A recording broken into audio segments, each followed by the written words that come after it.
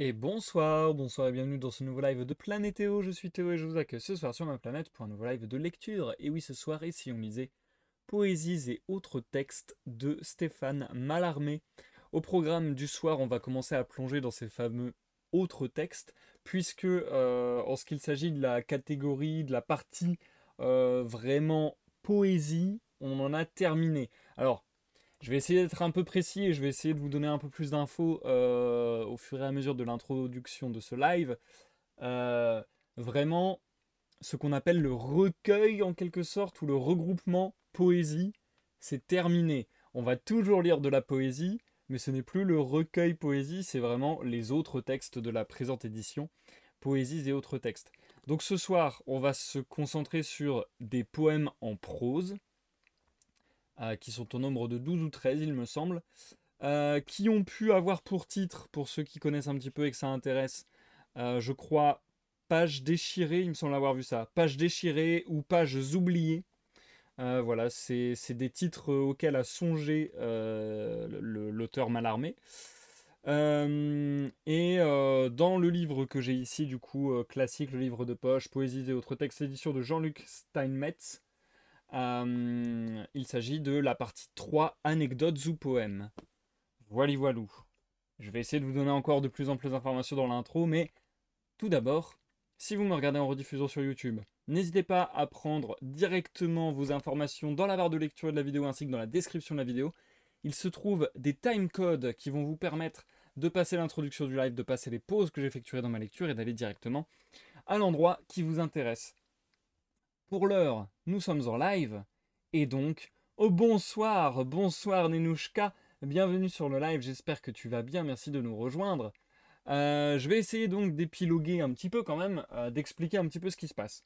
Ça a été très compliqué, je vous ai dit la dernière fois qu'on avait terminé la lecture de poésie, d'ailleurs plus rapidement que ce que j'aurais cru, et que j'étais un peu embêté parce que là, dans cette édition, il y a beaucoup de choses, et je ne savais pas lesquelles vous lire ou lesquelles ne pas vous lire.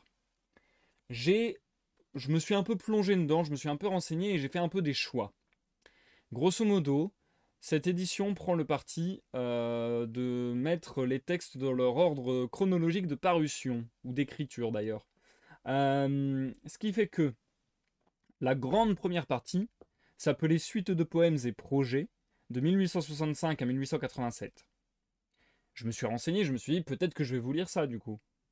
Sauf que, franchement, 90% je pense des poèmes qui sont présents là-dedans sont des poèmes qui ont connu plusieurs versions, qui ont été peaufinés, qui ont été améliorés, si on peut dire, avec le temps, et qui ont fini dans le recueil Poésie, publié en 1899, que je vous ai lu lors des deux premiers lives sur cette série sur Mallarmé, et également les poèmes qui y ont été ajoutés dans l'édition NRF de 1913. Donc voilà, on avait l'édition de Mans de 1890, de 1899, pardon, et l'édition NRF de 1913 qui complétait avec quelques autres poèmes. Donc ça, je vous en ai fait la lecture dans les deux premiers lives sur Mallarmé. Maintenant, il me restait la partie 3, 4, 5 et 6 avec lesquelles je ne sais pas trop quoi faire. J'ai pris la décision pour ce soir de vous lire la troisième partie qui dans cette édition s'appelle Anecdotes ou poèmes. Comme je le disais, qui sont les poèmes en prose de Mallarmé, apparemment inspiré, si je puis dire, par une grande admiration qu'il aurait eue pour les poèmes en prose de Rimbaud et de Baudelaire, mais qu'il assumerait pas trop ou qu'il rejetterait un petit peu parce que apparemment dans des textes plus tardifs, il a l'air d'expliquer qu'il n'est pas forcément très content de ces textes-là. Mais bon, on va voir ce que ça donne. Apparemment, ils sont très intéressants. Il y a d'ailleurs des gens qui ont un nom, j'ai envie de dire, comment dire, un nom connu, reconnu, qui apparemment ont plutôt apprécié ces poèmes en prose de Mallarmé. Donc, il y a sûrement quand même des choses à aller voir là-dedans. C'est toujours intéressant. Surtout que des poèmes en prose, c'est quand même beaucoup plus rare à lire pour moi. Donc, je suis très curieux. Euh, Et apparemment, on serait C'est pour ça que le titre anecdote ou poème me semble bien choisi, parce qu'apparemment on serait sur des sortes de nouvelles. Sur des sortes de nouvelles, donc vraiment l'idée d'un poème qui raconterait une petite histoire, quelque chose dans ce style. Donc je suis très curieux de découvrir ça. Je pense qu'on va savoir lire l'intégralité de cette partie ce soir d'ailleurs. Ça devrait faire un live un petit peu plus conséquent que les fois précédentes, étant donné que sur les premiers lives, j'avais une poésie sur la page de droite et la page de gauche était une page annotée seulement. Donc du coup, ça allait beaucoup plus vite. Là, ce sont... Et puis en plus, la forme poétique faisait que c'était beaucoup plus rapide. Poème en vers. Là, poème en prose, ils remplissent beaucoup plus la page. Il y a toujours des formes un peu spéciales de ci, de là, de ce que je vois, mais ça remplit beaucoup plus la page, c'est beaucoup plus conventionnel à ce que serait même presque un roman ou une nouvelle. Donc j'ai l'impression que ce soir je suis parti pour un live relativement plus long sur Malarmé. Et ensuite, je suis toujours dans l'impasse quant à savoir si c'est le dernier live ou l'avant-dernier live, je pense, sur Malarmé. Puisque il reste des parties dont je ne sais pas si je vais vous faire la lecture. On a derrière la musique et les lettres, qui est un texte de 25 pages et j'ai pas encore bien saisi de quoi y retourner. Donc il va falloir que je me replonge dans le texte et il va falloir que je lise les notices parce qu'il y a beaucoup beaucoup de notes de l'éditeur dans cette œuvre, enfin cet ouvrage. Donc il va falloir que je lise vraiment les notices de l'éditeur et que j'essaie de comprendre la musique et les lettres, de quoi il en retourne. Parce que si ce sont des textes plus, je dirais, de l'ordre de la correspondance de l'auteur avec d'autres auteurs, si ce sont des choses qui pourraient éclairer le texte mais qui ne sont pas à proprement parler l'œuvre artistique de l'auteur, je pense que je ne vous le lirai pas. Donc voilà, si la musique et les lettres, c'est vraiment des... En fait, c'est ça, si l'auteur avait décidé à l'époque que c'était quelque chose qui devait être publié, etc., je vous le lirai. Si j'ai le sentiment que c'est un peu du paratexte qui nous permet de comprendre l'œuvre, mais qui n'est pas en elle-même de l'œuvre, je le passerai. Ensuite, on a deux textes des divagations, Crise de verre et Le mystère dans les lettres. En fait, pareil, je sais pas si dire si ce sont des textes un petit peu où Mallarmé ferait peut-être le commentaire de sa manière d'écrire, mais de manière un petit peu embellie et de manière intéressante à lire. Je ne sais pas. Donc je vais essayer de juger de ça, je vais essayer de jauger ça avant d'éventuellement vous refaire des lives sur ça. Et ensuite on a les dernières fictions. Et là-dedans on a des tonnes de choses. On a les Noces d'Hérodiade qui se présentent presque comme une sorte de pièce de théâtre. On a un coup de dé jamais n'abolira le hasard, qui est un texte très particulier dans sa forme. Je vous en ai déjà parlé dans les lives précédents. Et que j'aimerais vous lire pour le coup. Donc voilà, je pense pas qu'on soit sur le dernier live. Je pense que aujourd'hui ça sera anecdotes ou poèmes dans son intégralité. Et que la fois prochaine, il y aura un melting pot de tout ce que j'arrive à caser. Et je pense que du coup, il y a de fortes chances que le prochain live, le quatrième, soit le dernier sur l'œuvre de Mallarmé. Une œuvre un petit peu difficile à saisir, alors je ne sais pas si c'est dû à cette édition ou si c'est en effet quelque chose qu'on peut dire de l'œuvre de Mallarmé, mais c'est vrai que l'œuvre est un peu disparate, un peu sous plusieurs formes, sous plusieurs formats, et j'ai du mal à savoir par quel bout le prendre. Voilà, voilou. J'espère avoir été à peu près clair et vous avoir à peu près expliqué comme il fallait ma logique pour prendre cette œuvre. Je me suis rendu compte, aucun rapport, je me suis rendu compte lors du live dernier qui était donc hier, un live de gaming sur Orwell Keeping an Eye on You, qu'il y avait eu suite à une mise à jour de Windows, qu'il y avait eu des changements de son sur mes lives, ce qui m'embête beaucoup. Normalement, les réglages ont été faits, ont été effectués en conséquence. Si jamais il y a un problème de son, n'hésitez surtout pas à me le dire dans le chat.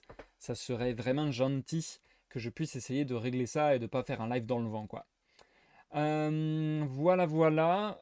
Sinon, concernant les lectures, ça sera donc... Enfin, concernant les lives même, ça sera le dernier live de la semaine. Concernant les lectures, on aura encore un peu de Mallarmé. On a terminé Pirandello mardi. Donc vous savez ce que ça veut dire. Ça veut dire qu'on va bientôt changer de lecture. Et donc, a priori, à partir de la semaine prochaine, on se commencera les contes nocturnes d'Hoffmann, E.T.A. Hoffmann, de ses initiales.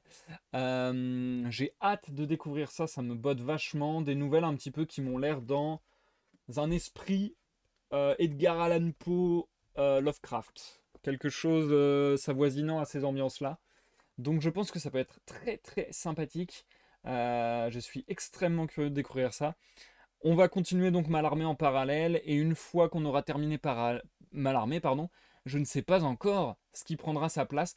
Peut-être le banquet de Platon, éventuellement. Ça nous ferait encore une fois une lecture un peu variée.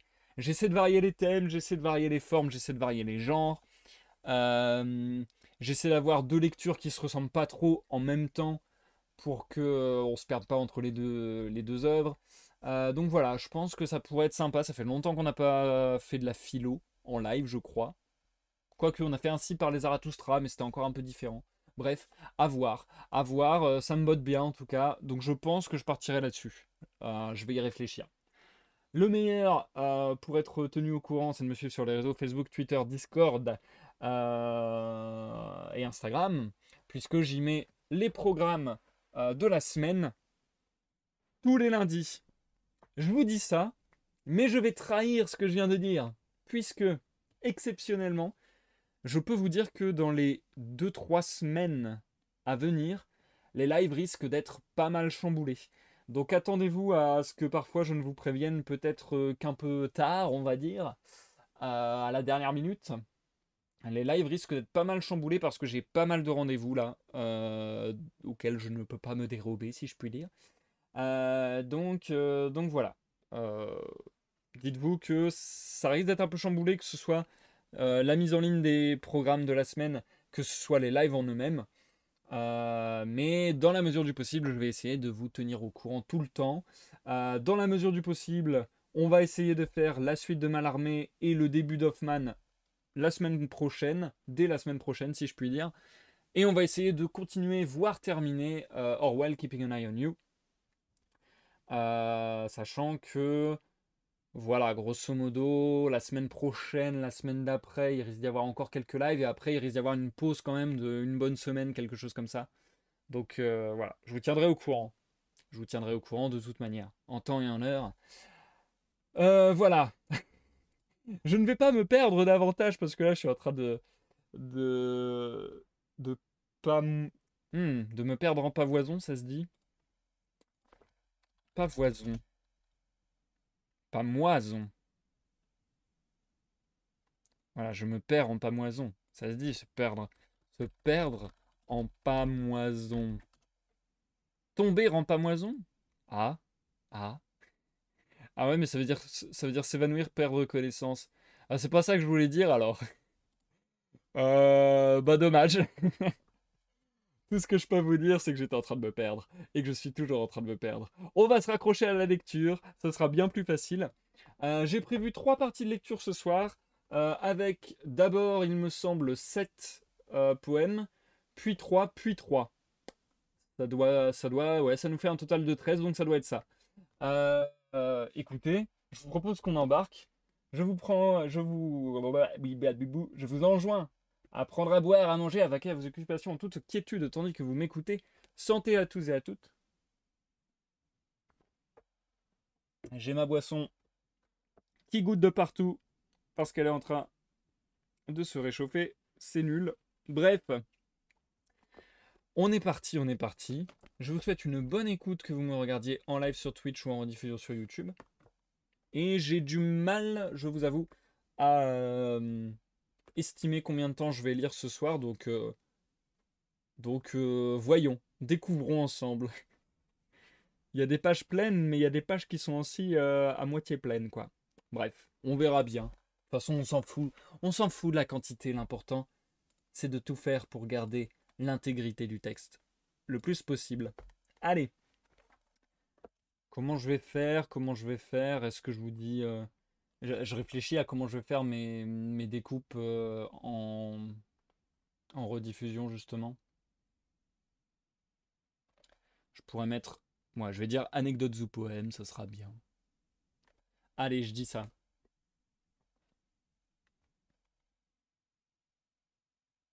Anecdotes ou poèmes.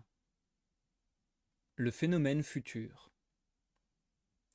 Un ciel pâle sur le monde qui finit de décrépitude va peut-être partir avec les nuages.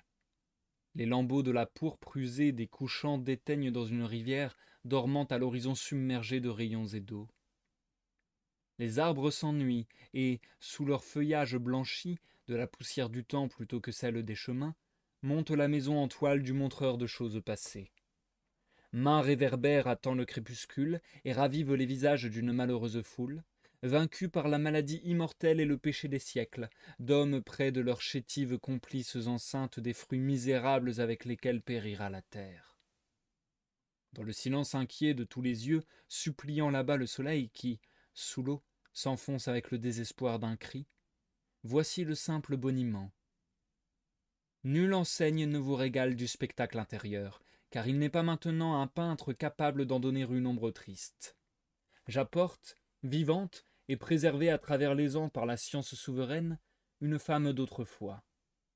Quelque folie, originelle et naïve, une extase d'or, je ne sais quoi. Par elle nommée sa chevelure, se ploie avec la grâce des étoffes autour d'un visage qu'éclaire la nudité sanglante de ses lèvres. À la place du vêtement vain, elle a un corps, et les yeux, semblables aux pierres rares, ne valent pas ce regard qui sort de sa chair heureuse. Des seins levés comme s'ils étaient pleins d'un lait éternel, la pointe vers le ciel, aux jambes lisses qui gardent le sel de la mère première. Se rappelant leurs pauvres épouses, chauves, morbides et pleines d'horreur, les maris se pressent. Elles aussi, par curiosité, mélancoliques, veulent voir.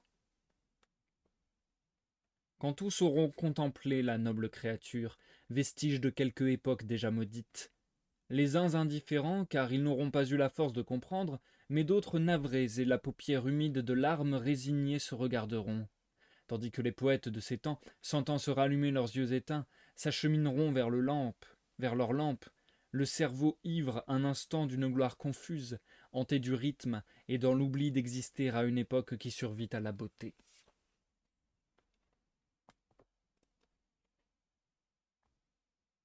Plainte d'automne. Depuis que Maria m'a quitté pour aller dans une autre étoile, laquelle, Orion, Altaïr et toi, verte Vénus, j'ai toujours chéri la solitude. Que de longues journées j'ai passées seul avec mon chat. Par seul, j'entends sans un être matériel, et mon chat est un compagnon mystique, un esprit. Je puis donc dire que j'ai passé de longues journées seul avec mon chat, et seul avec un des derniers auteurs de la décadence latine. Car depuis que la blanche créature n'est plus, étrangement et singulièrement, j'ai aimé tout ce qui se résumait en ce mot. Chute.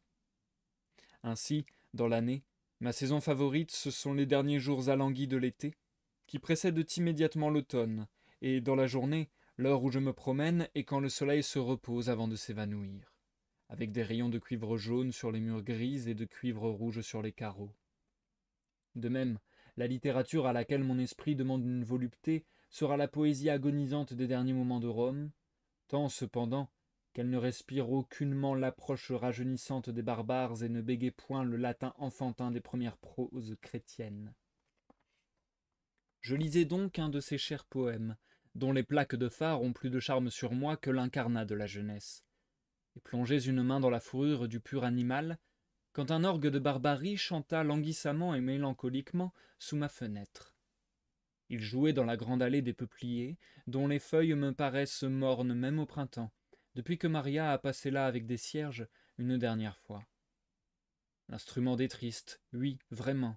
Le piano scintille, le violon donne aux fibres déchirées la lumière, mais l'orgue de barbarie, dans le crépuscule du souvenir, m'a fait désespérément rêver. Maintenant qu'il murmurait un air joyeusement vulgaire, et qui mit la gaieté au cœur des faubourgs, un air suranné, banal, d'où vient que sa ritournelle m'allait à l'âme et me faisait pleurer comme une ballade romantique. Je la savourais lentement, et je ne lançai pas un sou par la fenêtre, de peur de me déranger et de m'apercevoir que l'instrument ne chantait pas seul.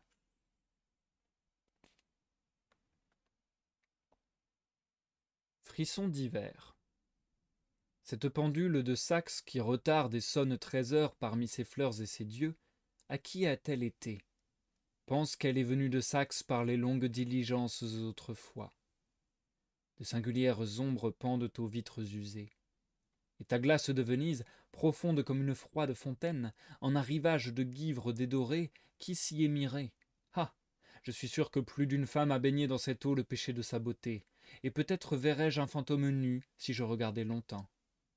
Vilain, tu dis souvent de méchantes choses. Je vois des toiles d'araignées au haut des grandes croisées. Notre bahut encore est très vieux, contemple comme ce feu rougit son triste bois. Les rideaux amortis ont son âge, et la tapisserie des fauteuils des nuées de phare, et les anciennes gravures des murs, et toutes nos vieilleries. Est-ce qu'il ne te semble pas, même, que les bengalis et l'oiseau bleu ont déteint avec le temps? Ne songe pas aux toiles d'araignées qui tremblent au haut des grandes croisées. Tu aimes tout cela, et voilà pourquoi je puis vivre auprès de toi. N'as-tu pas désiré, ma sœur, au regard de jadis, qu'en un de mes poèmes apparussent ces mots, la grâce des choses fanées? Les objets neufs te déplaisent. À toi aussi ils font peur avec leur hardiesse criarde, et tu te sentirais le besoin de les user, ce qui est bien difficile à faire pour ceux qui ne goûtent pas l'action. Viens, ferme ton vieil almanach allemand, que tu lis avec attention, bien qu'il ait paru il y a plus de 100 ans, et que les rois qui l'annoncent soient tous morts, et, sur l'antique tapis couché, la tête appuyée parmi tes genoux charitables dans ta robe pâlie, ô calme enfant, je te parlerai pendant des heures. Il n'y a plus de champs et les rues sont vides, je te parlerai de nos meubles. Tu es distraite? Ces toiles d'araignées grelottent au haut des grandes croisées.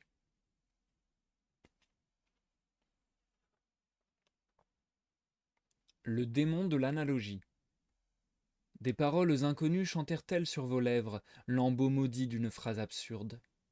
Je sortis de mon appartement avec la sensation propre d'une aile glissant sur les cordes d'un instrument, traînante et légère, que remplaça une voix prononçant les mots sur un ton descendant, la pénultième est morte, de façon que la pénultième finit le vers et morte, se détacha de la suspension fatidique plus inutilement en le vide de signification.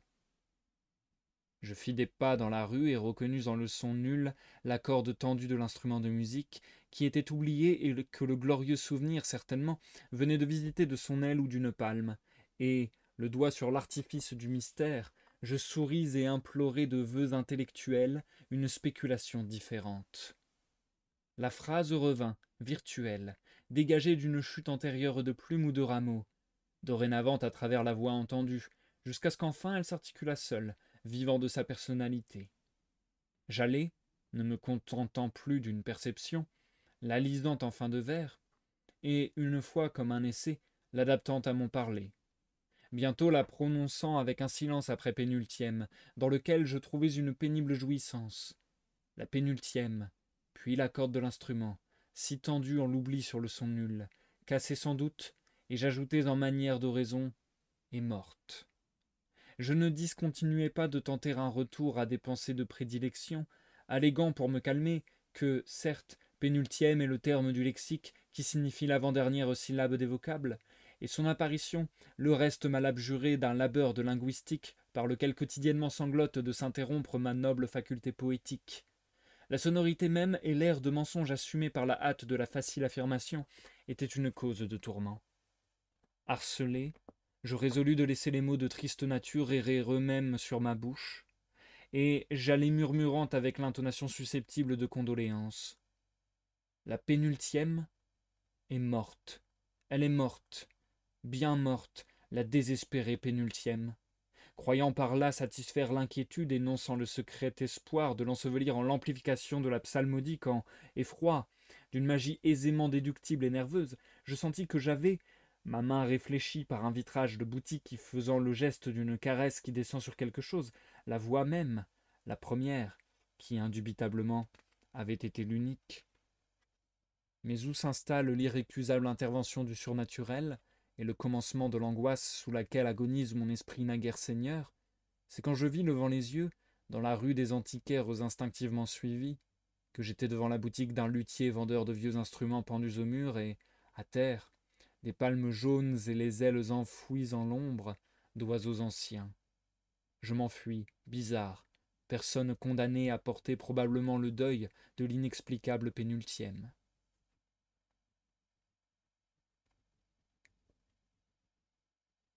Pauvre enfant pâle. Pauvre enfant pâle, pourquoi crier à tue-tête dans la rue ta chanson aiguë et insolente, qui se perd parmi les chats seigneurs des toits? Car elle ne traversera pas les volets des premiers étages, derrière lesquels tu ignores de lourds rideaux de soie incarnadine. Cependant tu chantes fatalement, avec l'assurance tenace d'un petit homme qui s'en va seul par la vie, et, ne comptant sur personne, travaille pour soi. As-tu jamais eu un père? Tu n'as pas même une vieille qui te fasse oublier la faim en te battant quand tu rentres sans un sou. Mais tu travailles pour toi. Debout dans les rues, couvert de vêtements d'étain faits comme ceux d'un homme, une maigreur prématurée et trop grand à ton âge, tu chantes pour manger, avec acharnement, sans abaisser tes yeux méchants vers les autres enfants jouant sur le pavé. Et ta complainte est si haute, que ta tête nue qui se lève en l'air à mesure que ta voix monte, semble vouloir partir de tes petites épaules. Petit homme, qui sait si elle ne s'en ira pas un jour quand, après avoir crié longtemps dans les villes, tu auras fait un crime. Un crime n'est pas bien difficile à faire. Va, il suffit d'avoir du courage après le désir, et tel qui... Ta petite figure est énergique. Pas un sou ne descend dans le panier d'osier que tient ta longue main pendue sans espoir sur ton pantalon. On te rendra mauvais, et un jour tu commettras un crime. Ta tête se dresse toujours, et veut te quitter comme si d'avance elle savait, pendant que tu chantes d'un air qui devient menaçant. Elle te dira adieu quand tu paieras pour moi, pour ceux qui valent moins que moi. Tu vins probablement au monde vers cela, et tu jeûnes dès maintenant, nous te verrons dans les journaux. Oh, pauvre petite tête!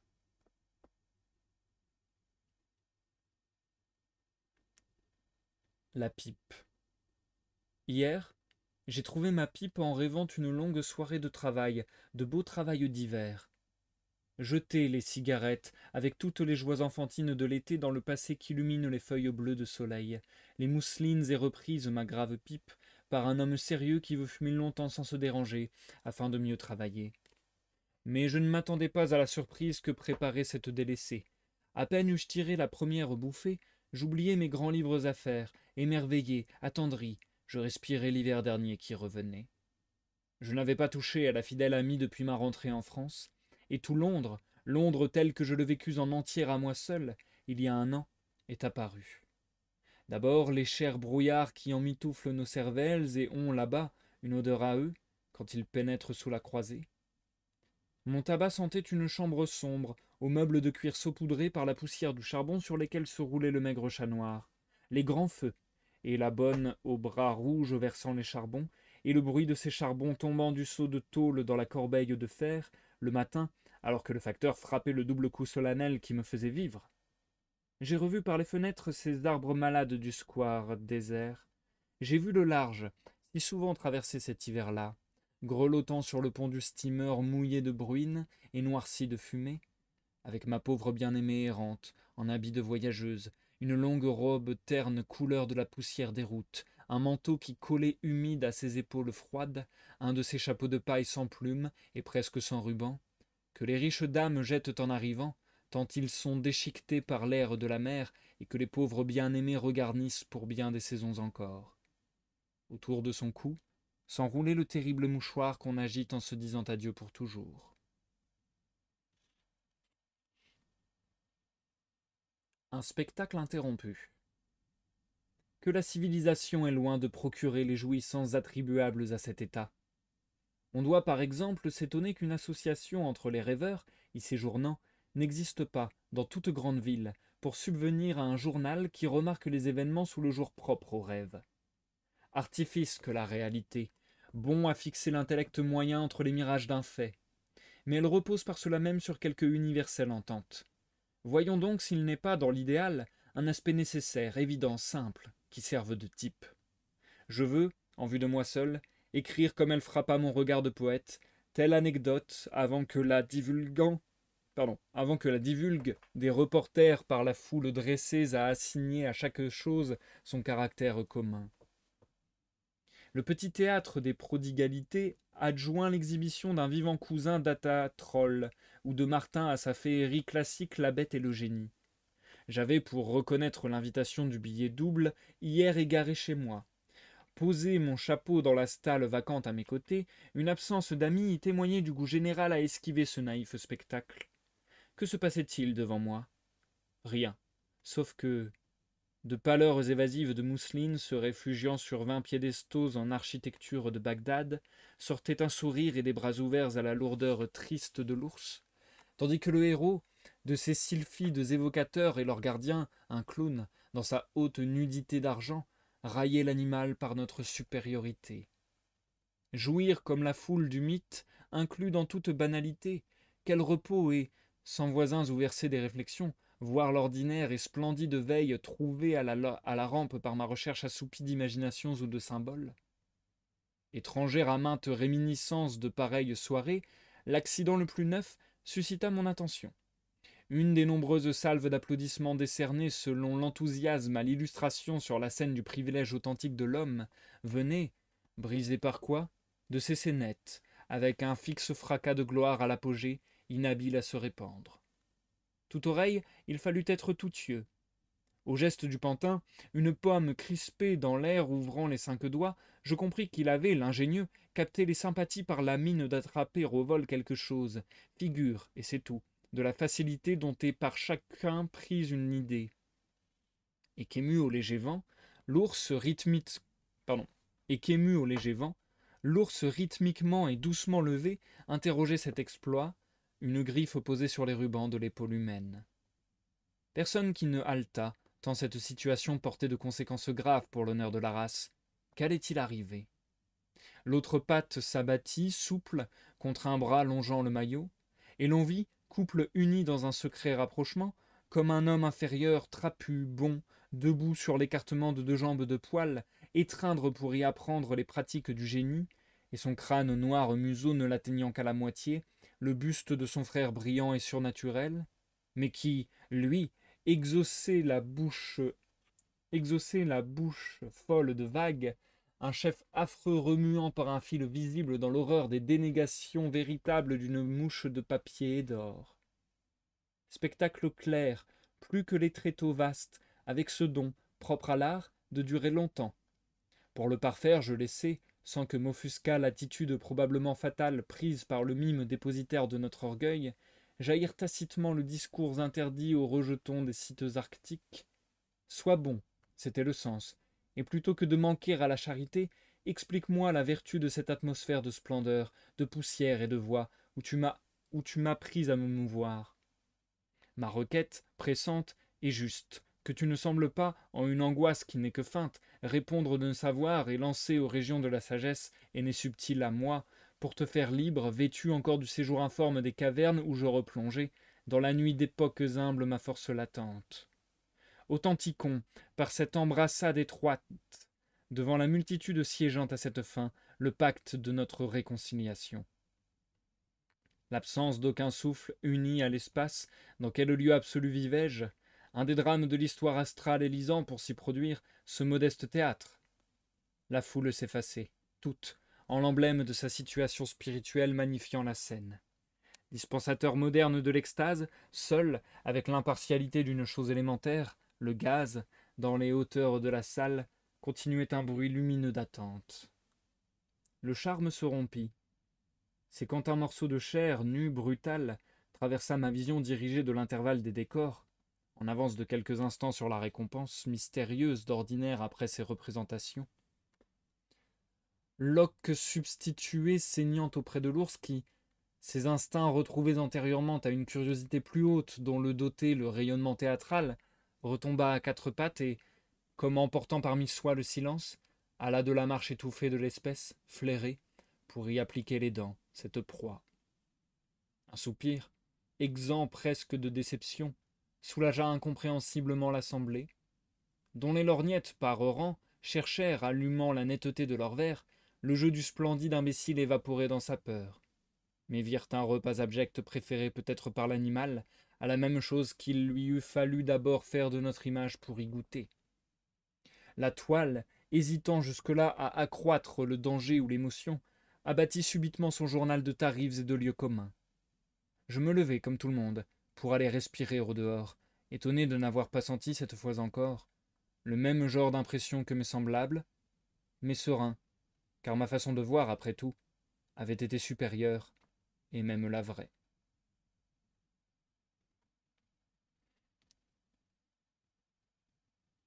Et je vais m'arrêter là pour la première partie de lecture de ce soir.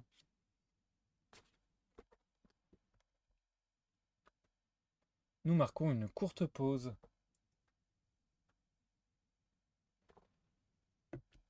Ok, bon, c'est quand même très particulier, hein, on va pas se mentir. C'est très particulier. Même si c'est en prose, ça reste de la poésie et ça reste de la poésie de Mallarmé, j'ai envie de dire.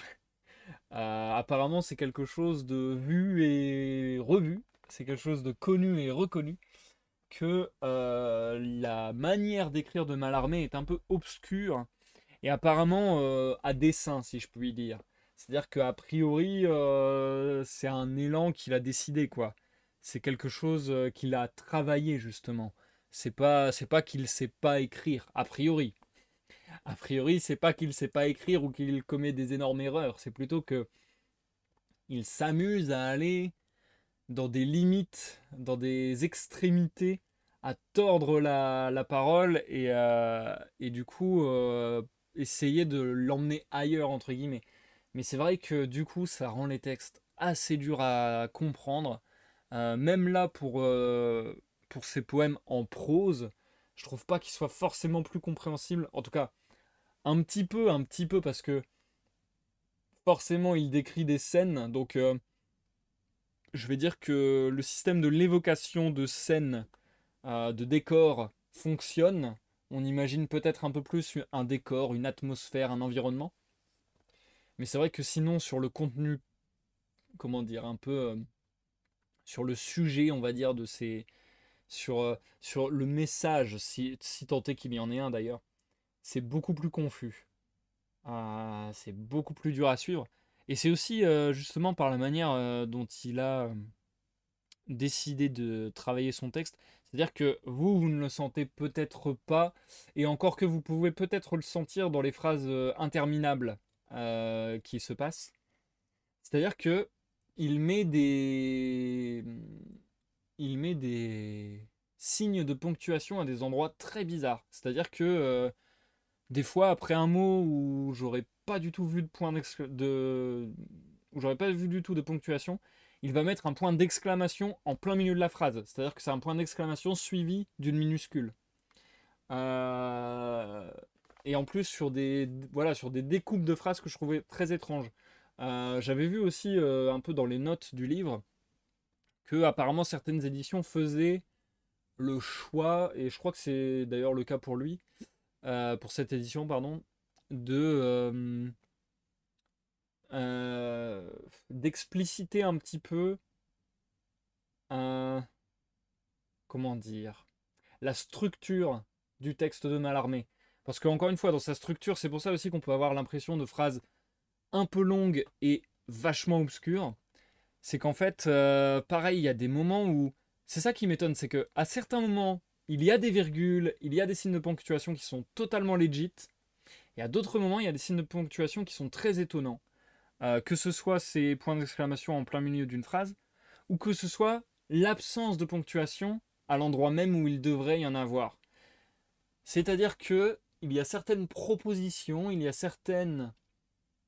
même certains adjectifs, qualificatifs, etc., qui, pour qu'on comprenne facilement à quoi ils se rapportent, devraient être précédés ou suivis d'une virgule. Et là, parfois, on ne comprend pas trop à quoi c'est rattaché. C'est-à-dire qu'il y a un peu une agglutination comme ça de plusieurs propositions, voire de plusieurs phrases. Ce qui fait que des fois, on dit un mot sans savoir si ça se rapporte à ce qui était avant, sans savoir si ça se rapporte à ce qui est après. Et c'est un petit peu impossible à déceler, je trouve. Donc ça crée des ambiguïtés comme ça. Ça peut être décelé si on prend le temps d'étudier le texte, je pense, plutôt que de le lire simplement comme je le fais là. Et encore que je pense que justement il y a un but là-dedans. Il y a un but, il y a un objectif de Mallarmé, je pense, de créer une sorte de chose un petit peu mystique, un petit peu floue, un petit peu comment dire, une ambiance où on serait absorbé et où on serait un peu déplacé de la réalité ou quelque chose comme ça. En tout cas, moi je le vois comme ça.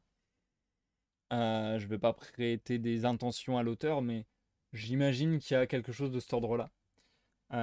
C'est très intéressant, c'est toujours très agréable à dire, même si ça devient un peu plus difficile étant donné que les textes, comme je viens de le dire, sont organisés d'une manière un peu spéciale. Euh, Maintenant, c'est vrai que ça reste de la poésie. C'est pas méchant ce que je dis, hein. Ça reste de la poésie, donc euh, comment dire? Je trouve que c'est pas évident à forte dose non plus. Je trouve que ça a un côté très esthétique et que en cela c'est très agréable. Maintenant, tout saisir c'est vachement compliqué. Est-ce que le but de la poésie c'est de saisir quelque chose? Pas forcément. Euh, mais c'est vrai que voilà, c'est surtout, à mon sens, la poésie, un travail de la langue et un travail de l'esthétisme des sonorités, de rythme et ainsi de suite. Mais c'est vrai que de ci, de là, il y a quand même quelques petits messages qui passent vite fait. Enfin, j'ai l'impression quand même que Mallarmé s'exprime un petit peu lui-même au travers de ses textes. Là, notamment quand il parlait. Alors attendez, je vais essayer de retrouver. Quand il parlait, voilà, du fait de créer une association entre les rêveurs dans toutes les grandes villes, ce genre de choses, on peut se dire, on peut se dire que là, c'est Mallarmé qui s'exprime très frontalement, finalement, très premier degré. Donc voilà, on décèle comme ça un peu plus la parole d'une sorte de narrateur qui serait également l'auteur. On décèle comme ça des moments d'histoire, des moments d'histoire euh, un peu, je dirais, des installations. L'installation d'une scène, l'installation d'un décor avec leurs personnages et ainsi de suite. L'installation d'une sorte de dispositif comme ça, mais sans non plus qu'il y ait des péripéties avec une évolution de l'histoire, etc. Enfin, c'est très particulier, mais j'aime beaucoup. Et du coup, j'arrive pas à lire ton pseudo, pardon, parce que c'est bleu foncé sur noir chez moi. Bonsoir à Nelge. Je ne sais pas comment prononcer ton pseudo, dis-moi si je me trompe. Mais en tout cas, bonsoir et bienvenue sur le live, j'espère que tu vas bien. Merci de nous rejoindre. Je vais reprendre la lecture assez rapidement. Donc vu que c'est la première fois que je te vois sur les lives, a priori, je t'explique brièvement ce qui se passe. Je suis en train de lire Poésies et autres textes de Mallarmé. Je suis en train de lire les poèmes en prose de Mallarmé. Et donc j'en ai déjà lu 7, il nous en reste 6 à lire. Et donc on va en lire 3 de plus. Ah, tu lurks. Ok, ok. Bah merci beaucoup de t'être manifesté. Ça fait plaisir de savoir que tu existes. Ça fait plaisir de savoir que des gens me suivent de cette manière. J'avais beaucoup aimé ta lecture de L'homme qui rit fut un temps. Ah, ça date! Ça date de fou! C'est marrant si tu me suis depuis aussi longtemps, ou en tout cas si tu as découvert cette lecture peut-être plus récemment. Je sais pas, bref. En tout cas, merci, ça me fait grand plaisir. J'avais beaucoup aimé L'homme qui rit. Et d'ailleurs, Victor Hugo, on va en refaire de la lecture, je pense. Je pense qu'on va relire de la lecture, du Victor Hugo. D'ailleurs, je serais bien tenté, on parle de poésie ici, bah, je serais bien tenté de lire de la poésie de Victor Hugo parce que, mine de rien, le bonhomme, il a donné dans pas mal tous les genres. Et a priori, la poésie de Victor Hugo, c'est quelque chose. C'est un sacré chapitre.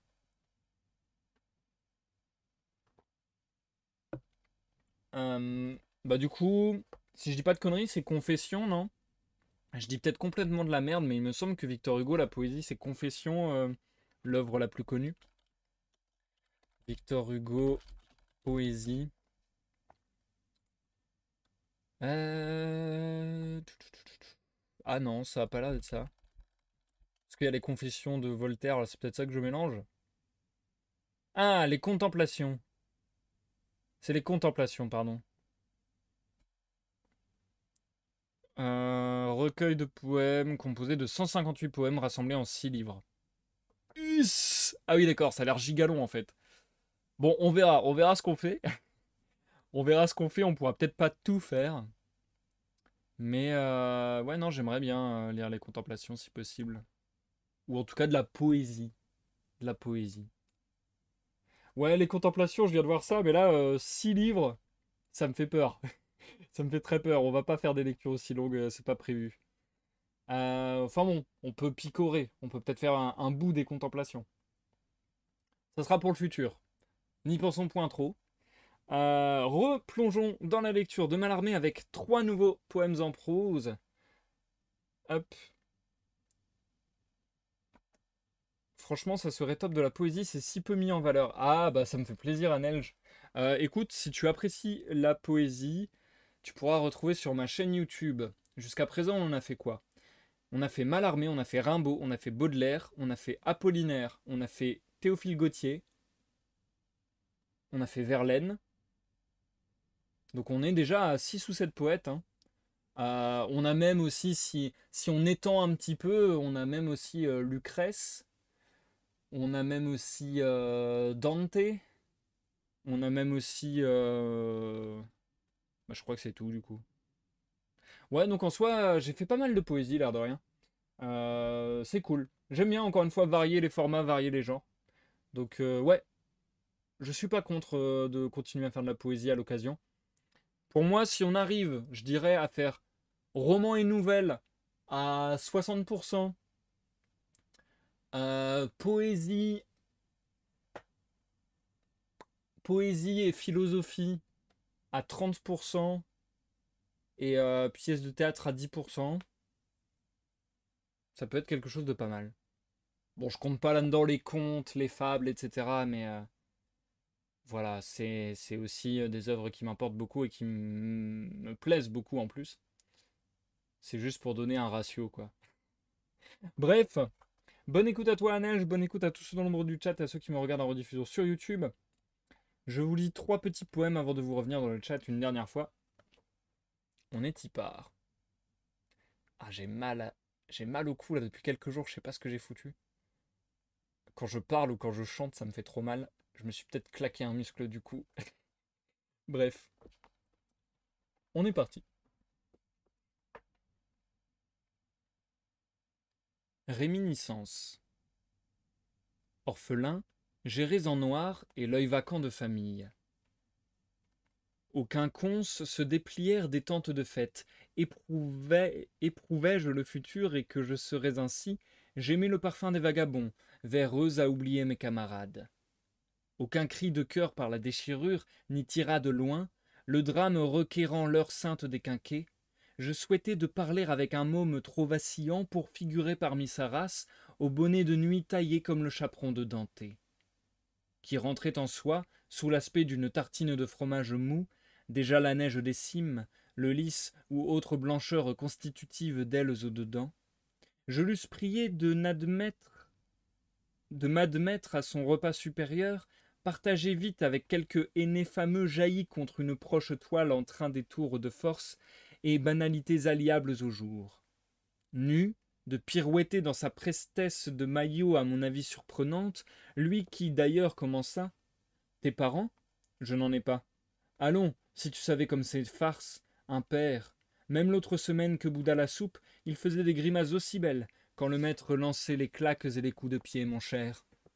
Et de triompher en élevant à moi la jambe avec aisance glorieuse. Il nous épate, papa. Puis de mordre au régal chaste du très jeune. Ta maman, tu n'en as pas, peut-être, que tu es seul.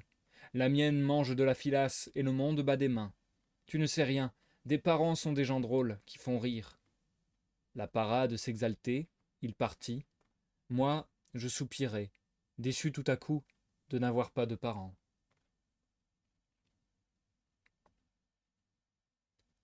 La déclaration foraine. Le silence.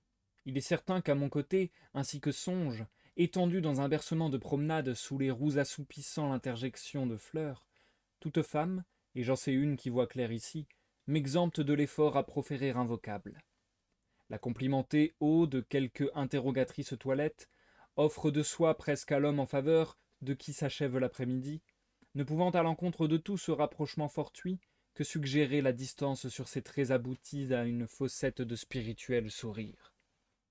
Ainsi ne consent la réalité, car ce fut impitoyablement, hors du rayon qu'on sentait avec luxe expirer au vernis du landau, comme une vocifération, parmi trop de tacites félicités pour une tombée de jour sur la banlieue, avec orage, dans tous sens à la fois et sans motif, du rire strident ordinaire des choses et de leur cuivrerie triomphale. Au fait, la cacophonie a l'ouïe de quiconque, un instant écarté, plutôt qu'il ne s'y fond, auprès de son idée, reste à vif devant la hantise de l'existence. La fête d'eux, et je ne sais quel rendez-vous suburbain, nomma l'enfant voituré dans mes distractions, la voix claire d'aucun ennui. J'obéis et fis arrêter. Sans compensation à cette secousse qu'un besoin d'explication figurative plausible pour mes esprits, comme symétriquement s'ordonnent des vers d'illumination peu à peu éclairés en guirlandes et attributs, je décidai, la solitude manquée, de m'enfoncer même avec bravoure en ce déchaînement exprès et haïssable de tout ce que j'avais naguère fui dans une gracieuse compagnie. Prête et ne témoignant de surprise à la modification dans notre programme, du bras ingénu, elle s'en repose sur moi, tandis que nous allons parcourir, les yeux sur l'enfilade, l'allée d'ahurissement qui divise en écho du même tapage les foires et permet à la foule d'y renfermer pour un temps l'univers. Subséquemment aux assauts d'un médiocre dévergondage en vue de quoi que ce soit qui détourne notre stagnation amusée par le crépuscule, au fond, bizarre et pourpre, nous retint à l'égal de la nue incendiaire un humain spectacle, poignant, renié du châssis peinturluré ou de l'inscription en capitales une barque apparemment vide. À qui ce matelas décousu pour improviser ainsi, comme les voiles dans tous les temps et les temples, l'arcane appartint. Sa fréquentation durant le jeûne n'avait pas chez son possesseur excité, avant qu'il le déroulât comme le gonfalon d'espoirs en liesse, l'hallucination d'une merveille à montrer, que l'inanité de son famélique cauchemar. Et pourtant, mu par le caractère frérial, d'exception à la misère quotidienne qu'un prêt, quand l'institut le mot mystérieux de fête, tient des souliers nombreux y piétinants, en raison de cela pointe aux profondeurs des vêtements quelque unique velléité du dur sou à sortir à seule fin de se dépenser, lui aussi, n'importe qui de tout dénué, sauf de la notion qu'il y avait lieu pour être un des élus, sinon de vendre, de faire voir, mais quoi, avait cédé à la convocation du bienfaisant rendez-vous. Ou très prosaïquement, peut-être le rat éduqué, à moins que, lui-même, se mendiant sur l'athlétique vigueur de ses muscles comptât, pour décider de l'engouement populaire, faisait défaut, à l'instant précis, comme cela résulte souvent de la mise en demeure de l'homme par les circonstances générales. Battez la caisse, proposa en altesse madame. Seul tu sais qui, marquant un suranné tambour duquel se levait, les bras décroisés afin de signifier inutile l'approche de son théâtre sans prestige, un vieillard que cette camaraderie avec un instrument de rumeur et d'appel, peut-être, séduisit à son vacant dessein, puis comme si de ce que tout de suite on put ici envisager de plus beau, l'énigme par un bijou fermant la mondaine, en tant qu'à sa gorge le manque de réponse scintillait. La voici engouffrée, à ma surprise de pitre quoi, devant une halte du public qu'empaume l'éveil des rats et des flats assourdissants, mon invariable et obscur pour moi-même d'abord. Entrez, tout le monde, ce n'est qu'un sou, on le rend à qui n'est pas satisfait de la représentation. Le nimbe en paillasson dans le remerciement joignant deux paumes séniles vidées, j'en agitai les couleurs, en signal, de loin, et me coiffai, prêt à fendre la masse debout tant le secret de ce qu'avait su faire avec ce lieu sans rêve, l'initiative d'une contemporaine de nos soirs. À hauteur du genou, elle émergeait, sur une table, des cent-têtes.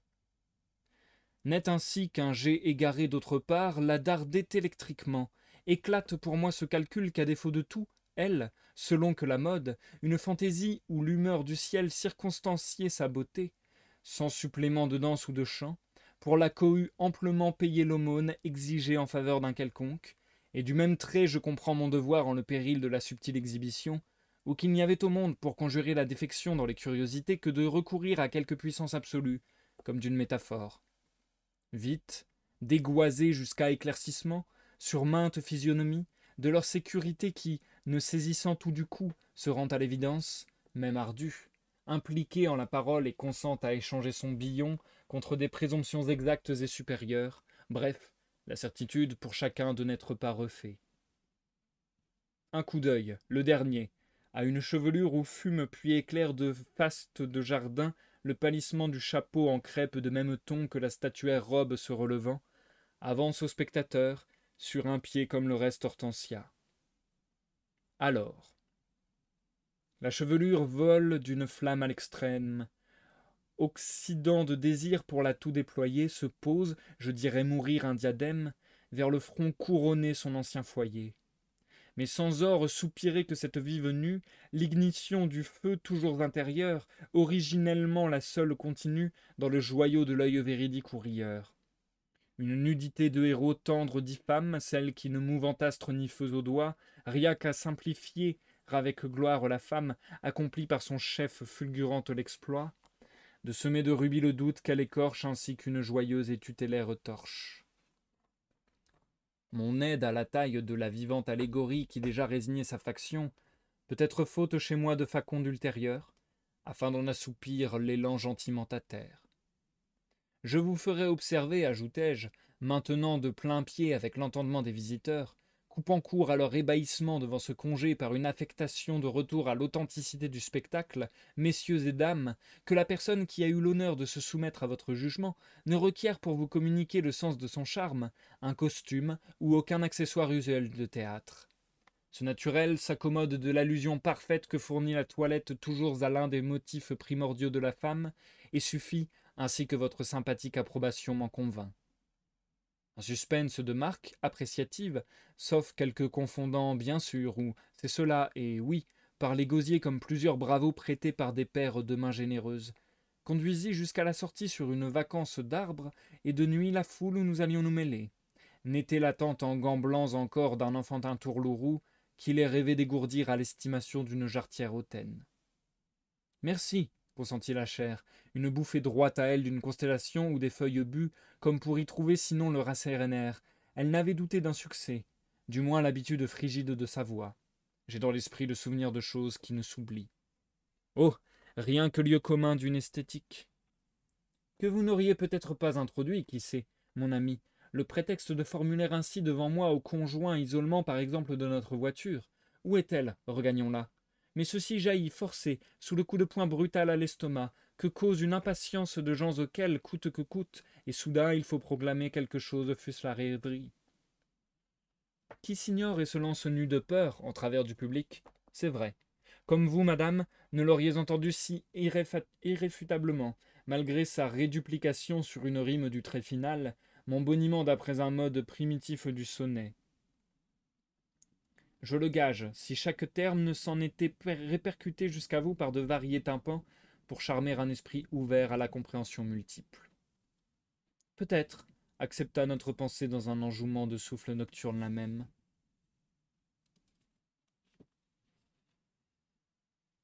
Le nénuphar blanc.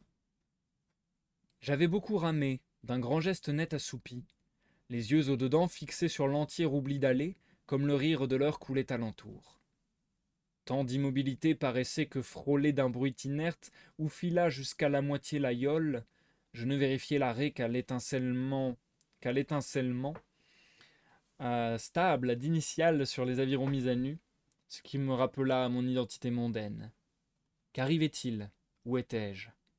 Il fallut, pour voir clair en l'aventure, me remémorer mon départ tôt, ce juillet de flamme, sur l'intervalle vif entre ces végétations dormantes d'un toujours étroit et distrait ruisseau, en quête des floraisons d'eau et avec un dessein de reconnaître l'emplacement occupé par la propriété de l'ami d'une amie, à qui je devais improviser un bonjour.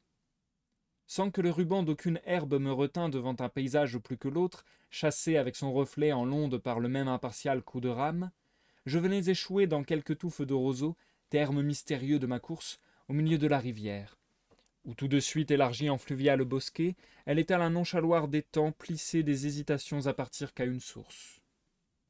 L'inspection détaillée m'apprit que cet obstacle de verdure en pointe sur le courant masquait l'arche unique d'un pont prolongé à terre d'ici et de là par une haie clôturant des pelouses. Je me rendis compte. Simplement le parc de madame, l'inconnu à saluer. Un joli voisinage pendant la saison, la nature d'une personne qui s'est choisie retraite aussi humidement impénétrable, ne pouvant être que conforme à mon goût. Sûre, elle avait fait de ce cristal son miroir intérieur à l'abri de l'indiscrétion éclatante des après-midi. Elle y venait, et la buée d'argent glaçant des saules ne fut bientôt que la limpidité de son regard habitué à chaque feuille. Toute, je l'évoquais lustrale. Courbé dans la sportive attitude où me maintenait de la curiosité, comme sous le silence spacieux de ce que s'annonçait l'étrangère, je souris au commencement d'esclavage dégagé par une possibilité féminine. Que ne signifiaient pas mal les courroies attachant le soulier du rameur au bois de l'embarcation, comme on ne fait qu'un avec l'instrument de ses sortilèges. Aussi bien une quelconque, allais-je terminer. Quand un imperceptible bruit me fit douter si l'habitante du bord hantait mon loisir, ou inespérément le bassin. Le pas cessa. Pourquoi? Subtil secret des pieds qui vont, viennent, conduisent l'esprit où le veut la chère ombre enfouie en de la batiste, et les dentelles d'une jupe affluant sur le sol comme pour circonvenir du talon à l'orteil dans une flottaison, cette initiative par quoi la marche s'ouvre, tout au bas et les plis rejetés entraînent, une échappée de sa double flèche savante. Connaît-elle un motif à sa station, elle-même la promeneuse? Et n'est-ce, moi, tendre trop haut la tête, pour ces joncs à ne dépasser et toute la mentale somnolence où se voile ma lucidité, que d'interroger jusque-là le mystère? À quel type s'ajustent vos traits? Je sens leur précision, madame. Interrompre chose installée ici par le bruissement d'une venue?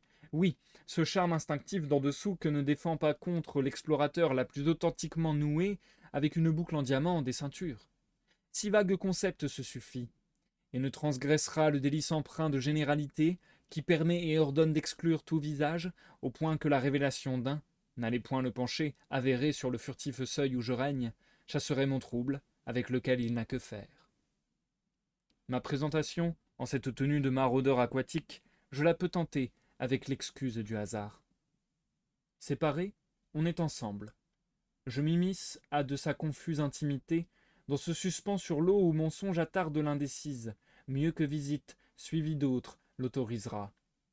Que de discours oiseux en comparaison de celui que je tins pour n'être pas entendu, faudra-t-il, avant de retrouver aussi intuitif accord que maintenant, l'ouïe au ras de l'acajou vers le sable entier qui s'est tu? La pause se mesure au temps de ma détermination. Conseil, ô mon rêve, que faire? Résumé d'un regard, la vierge absence éparse en cette solitude et, comme on cueille, en mémoire d'un site, l'un de ces magiques nénuphars clos qui y surgissent tout à coup, enveloppant de leur creuse blancheur un rien, fait de songes intacts, du bonheur qui n'aura pas lieu et de mon souffle ici retenu dans la peur d'une apparition, partir avec, tacitement, en déramant peu à peu sans du heurt brisé, l'illusion ni que le clapotis de la bulle visible d'écume enroulée à ma fuite, ne jette aux pieds survenus de personne la ressemblance transparente du rapt de mon idéale fleur. Si, attirée par un sentiment d'insolite, elle apparut, la méditative ou la hautaine, la farouche, la gaie, tant pis pour cette indicible mine que j'ignore à jamais, car j'accomplis selon les règles la manœuvre, me dégager, virer, et je contournais déjà une ondulation du ruisseau, emportant comme un noble œuf de cygne, tel que n'en jaillira le vol, mon imaginaire trophée, qui ne se gonfle d'autre chose sinon de la vacance exquise de soi qu'aime l'été à poursuivre dans les allées de son parc toute dame arrêtée parfois et longtemps, comme au bord d'une source à franchir ou de quelques pièces d'eau.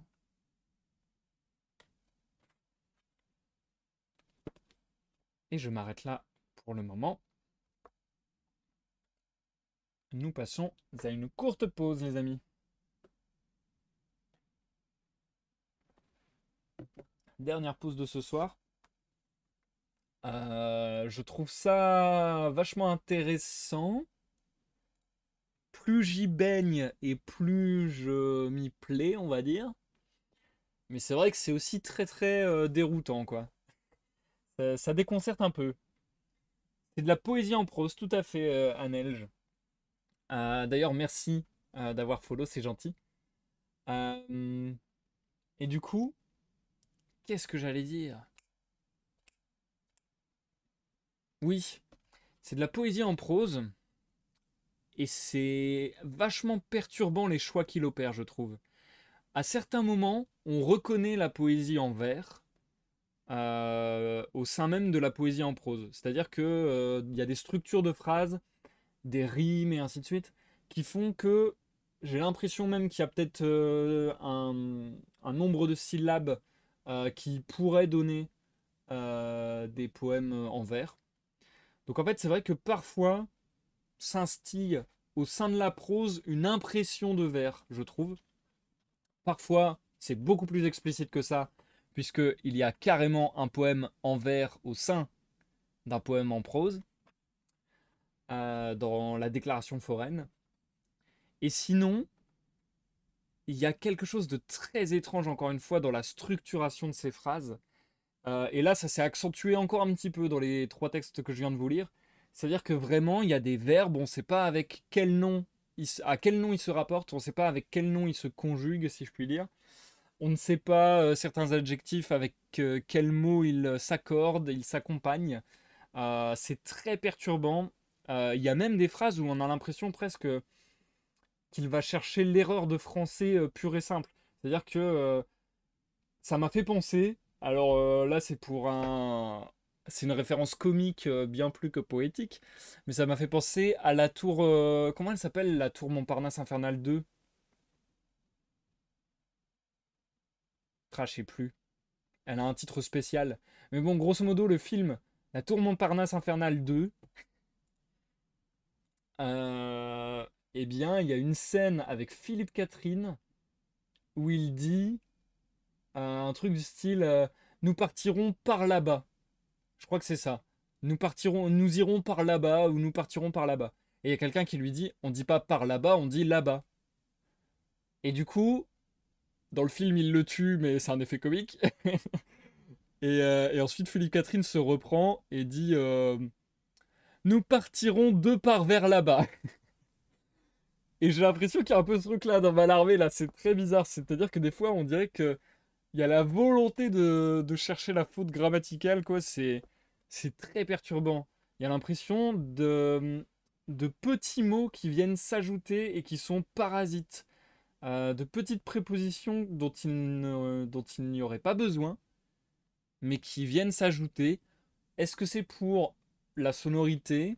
Parce que j'imagine quand même que, encore une fois, moi je pars du principe, je- il peut y avoir d'autres mouvements, j'imagine bien, mais moi je pars du principe que poésie, tu te focuses sur l'esthétisme et sur les sonorités. Donc est-ce que c'est dans un souci de sonorité, d'esthétisme, ou est-ce que c'est au contraire vraiment une envie, ou bien conjointement d'ailleurs, pas forcément au contraire, mais une envie de confusion justement, une envie de mettre le lecteur dans une sorte de bulle un peu... en fait, c'est ça, de créer un espace autre, de créer un espace inexploré. Et moi, je vous en ai déjà parlé, mais c'est une chose que je kiffe, c'est une chose que en général, que je salue, si je puis dire, que j'estime. J'aime beaucoup les auteurs qui prennent la langue comme un jeu presque, et qui prennent la langue un, comme une expérimentation. C'est-à-dire, bon, ok, j'ai cette langue, je vais essayer de la pousser dans ses retranchements. Et en fait, j'aime bien, ouais, en fait, c'est ça, j'aime bien cette mentalité-là chez un auteur, quand on a l'impression que pour l'auteur, ce qu'il est en train de faire est un peu ludique quelque part, et quand on a l'impression que l'auteur est presque en quête lui-même de quelque chose. Alors parfois, ça fait des ratés, parfois, ça fait des grandes réussites, mais j'aime bien cette démarche-là, j'aime bien cette posture-là, la posture de l'auteur qui va être je vais tenter d'aller chercher quelque chose. Je vais tenter, et si Et si j'amenais la langue à tel endroit? Et si je déformais la langue de telle manière? Qu'est-ce qui se passerait? Qu'est-ce que ça donnerait? Donc du coup j'aime assez bien Mallarmé pour ça, parce que je trouve qu'il a un travail de la langue qui est un peu de cet ordre-là à mes yeux. D'essayer de pousser les limites et de voir où est-ce que ça peut mener, qu'est-ce que ça peut faire jaillir comme sonorité, comme évocation, et ainsi de suite. Donc en soi c'est une démarche que j'aime beaucoup. Alors, Anelj qui nous dit j'avais jamais lu Malarmé, c'est intéressant, mais j'ai l'impression que beaucoup de choses me passent par-dessus la tête. Oui, je comprends tout à fait le sentiment.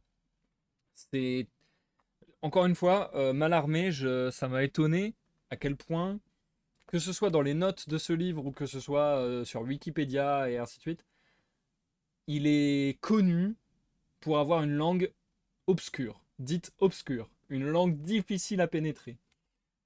Oui, c'est vrai, la recherche sur le langage en poésie, c'est fascinant. Tu as déjà lu des auteurs de Loulipo en live par curiosité? J'ai jamais lu des auteurs de Loulipo. Alors, je pense pas qu'ils soient dans le domaine public, donc je pourrais pas en faire la lecture en live.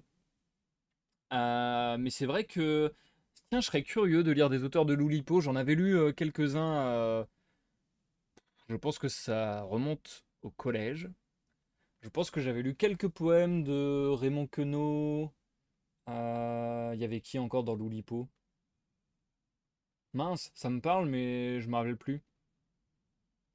Il y avait Queneau, il y en avait d'autres. Ah, Flûte, j'avais pas pensé à ça. Ouais, je fais quand même gaffe à ça au maximum. Mais faudrait que je me renseigne, tiens. Faudrait que je me renseigne. Punaise, il y avait qui déjà? Pérec, voilà. Je me disais, Pérec, il est connu quand même. Il y avait Pérec, il y avait Queneau, il me semble. Pour moi, c'est les deux plus grandes figures de l'Oulipo, si je me rappelle bien. C'est quoi Oulipo déjà? C'est ouvroir de littérature potentielle? Ouais, ça doit être un truc comme ça. Oh, attendez. J'ai peur de dire des bêtises, on va regarder tout simplement. Alors, Oulipo. Ouvroir de littérature potentielle. Yes! Le mec est bon, le mec est bon. Tum. Fondé par l'écrivain Raymond Queneau. Ok, donc ça j'avais raison aussi, je suis content. Avec qui? Où est-ce qu'on peut voir ça, tiens? Ah, on peut pas savoir qui était dedans? Il n'y a pas de liste. Je pensais qu'il y aurait une liste. Je ne trouve pas de liste. Organisation. Membres. Ah. Je regarde un peu les noms si j'en connais, mais en fait, à part Queneau et Pérec, je n'en connais pas, j'ai l'impression. Mince. Il me semblait qu'il y en avait d'autres qui étaient connus. Alors, il y en a peut-être hein, qui sont connus, mais pas connus de moi, quoi. Ok. Et apparemment, l'Oulipo existe toujours. C'est marrant, ça. C'est grave marrant. C'est grave, grave intéressant. Bref, l'Oulipo, c'est un truc vachement intéressant en soi. Euh, Est-ce que c'est la vie mode d'emploi, c'est qui? La vie mode d'emploi, c'est Pérec? Je sais plus. Ouais, c'est Pérec, la vie mode d'emploi. Ok. Donc Pérec, c'est celui qui a fait la disparition alors. C'est ça. Donc la disparition de Pérec, le texte où il n'y a pas les E, même si il me semble que c'est un mythe et qu'en vrai il y a quand même des E, parce que sinon c'est impossible. Mais bon. Il cite Italo Calvino, je ne savais pas qu'il en faisait partie. Je ne le connais pas, j'avoue. Je ne le connais pas. Mais c'est vrai que tu m'as réouvert une petite porte dans mon esprit à Nelge ouais, qui m'intrigue. J'aimerais bien me renseigner sur les auteurs de l'Oulipo. Parce que je sais qu'à l'époque, j'avais trouvé ça grave intéressant ce qu'ils faisaient. Et ouais, je m'y suis jamais plongé. J'ai jamais lu vraiment une œuvre de Pérec ou de Queneau. J'aimerais bien tenter, tiens. Si ça se fait pas en live, je le ferai certainement en lecture personnelle. Merci pour ce souvenir. Bien, je vous propose qu'on poursuive et termine avec ces poèmes en prose de Mallarmé. Il ne nous en reste plus que trois. Et puis ensuite, on partira sur des textes dont la forme est encore plus éclatée. Mais ça sera sur un autre live. Allez, hop, on est y part. Je te souhaite une bonne écoute à Neige, bonne écoute à tous ceux nombre du chat et à ceux qui me regardent en rediffusion sur YouTube. Et à dans quelques petites minutes pour l'outro. C'est parti.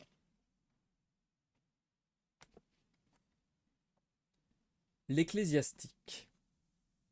Les printemps poussent l'organisme à des actes qui, dans une autre saison, lui sont inconnus et maints traités d'histoire naturelle abondent en description de ce phénomène chez les animaux. Qu'il serait d'un intérêt plus plausible de recueillir certaines des altérations qu'apporte l'instant climatérique dans les allures d'individus faits pour la spiritualité. mal quitté par l'ironie de l'hiver, j'en retiens, quant à moi, un état équivoque tant que ne s'y substitue pas un naturalisme absolu ou naïf, capable de poursuivre une jouissance dans la différenciation de plusieurs brins d'herbe. Rien, dans le cas actuel, n'apportant de profit à la foule, j'échappe, pour en le méditer, sous quelques ombrages environnant d'hier la ville. Or, c'est de leur mystère presque banal que j'exhiberai un exemple saisissable et frappant des inspirations printanières. Vive fut tout à l'heure, dans un endroit peu fréquenté du bois de Boulogne, ma surprise, quand, sombre agitation basse, je vis, par les 1000 interstices d'arbustes bons à ne rien cacher, Total et des battements supérieurs du tricorne s'animant jusqu'à des souliers affermis par des boucles en argent, un ecclésiastique qui, à l'écart de témoins, répondait aux sollicitations du gazon.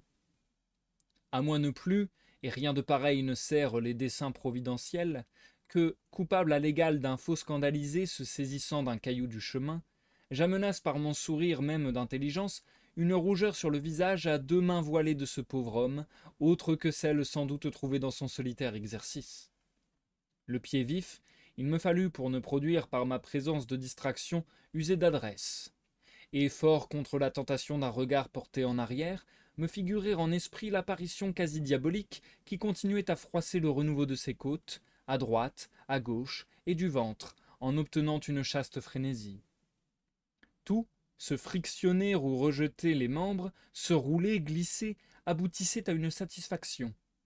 Et s'arrêter, interdit du chatouillement de quelque haute tige de fleurs à de noirs mollets, parmi cette robe spéciale portée avec l'apparence qu'on est pour soi tout même sa femme. Solitude, froid silence épars dans la verdure, perçu par des sens moins subtils qu'inquiets, vous connûtes les claquements furibonds d'une étoffe, comme si la nuit absconse en ses plis en sortait enfin secouée, et les heurts sourds contre la terre du squelette rajeuni. Mais l'énergumène n'avait point à vous contempler. Hilar, c'était assez de chercher en soi la cause d'un plaisir ou d'un devoir, qu'expliquait mal un retour devant une pelouse aux gambades du séminaire. L'influence du souffle vernal, doucement dilatant les immuables textes inscrits en sa chair, lui aussi, enhardi de ce trouble agréable à sa stérile pensée, était venu reconnaître par un contact avec la nature, immédiat, net, violent, positif, dénué de toute curiosité intellectuelle, le bien-être général. Et candidement, loin des obédiences et de la contrainte de son occupation, des canons, des interdits, des censures, il se roulait, dans la béatitude de sa simplicité native, plus heureux qu'un âne. Que le but de sa promenade atteint ce soit droit et d'ingé, relevé non sans secouer les pistils et essuyer les sucs attachés à sa personne, le héros de ma vision, pour rentrer, inaperçu, dans la foule et les habitudes de son ministère, je ne songe à rien nier. Mais j'ai le droit de ne point considérer cela. Ma discrétion vis-à-vis des bas d'abord apparue n'a-t-elle pas pour récompense d'en fixer à jamais comme une rêverie de passant, se plut à la compléter, l'image marquée d'un sceau mystérieux de modernité, à la fois baroque et belle.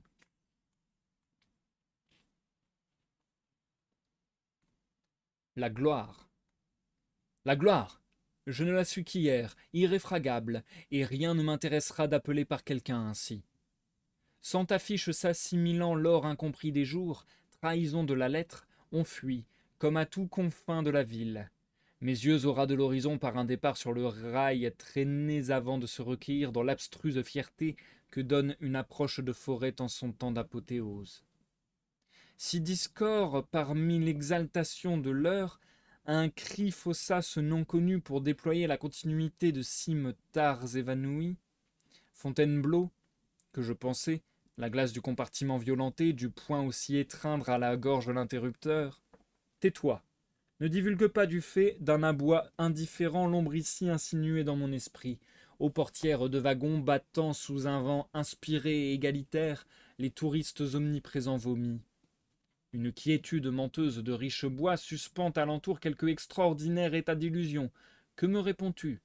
Qu'ils ont ces voyageurs pour ta gare aujourd'hui quitté la capitale, bon employé vociférateur par devoir et dont je n'attends, loin d'accaparer une ivresse à tous départis par les libéralités conjointes de la nature et de l'État, rien qu'un silence prolongé le temps de m'isoler de la délégation urbaine vers l'extatique torpeur de ces feuillages là-bas trop immobilisés pour qu'une crise ne les éparpille bientôt dans l'air. Voici, sans attenter à ton intégrité, tiens, une monnaie. Un uniforme inattentif m'invitant vers quelque barrière, je remets sans dire mot, au lieu du suborneur métal, mon billet.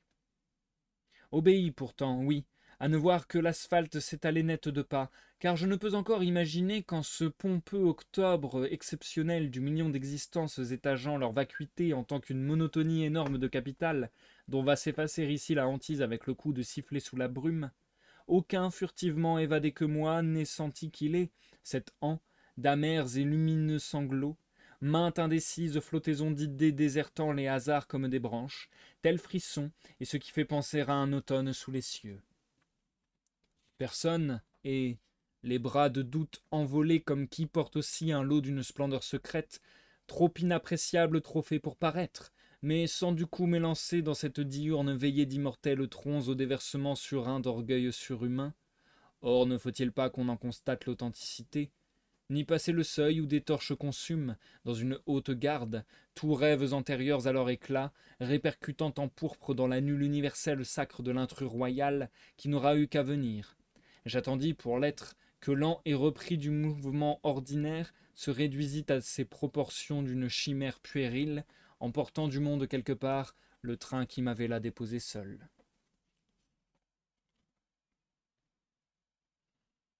Conflit.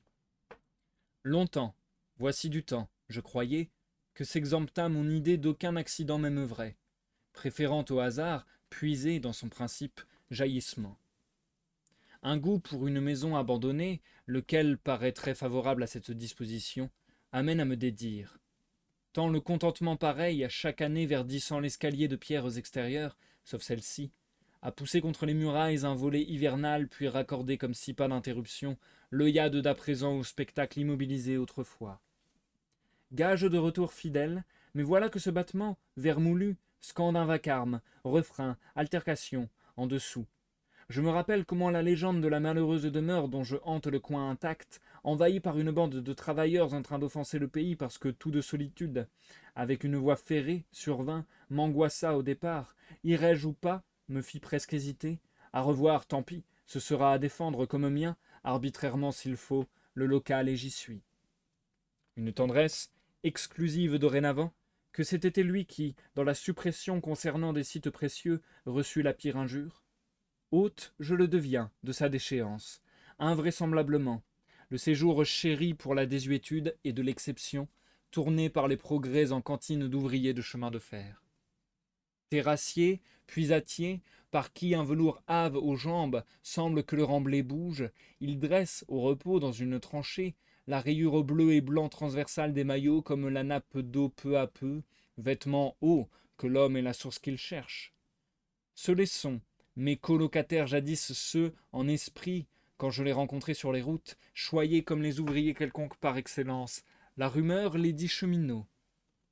Là c'est fort, grouillement partout où la terre a souci d'être modifiée, eux trouvent, en l'absence d'usine, sous les intempéries, indépendance.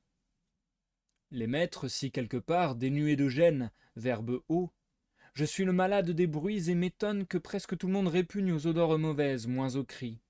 Cette cohue entre, part, avec le manche, à l'épaule, de la pioche et de la pelle.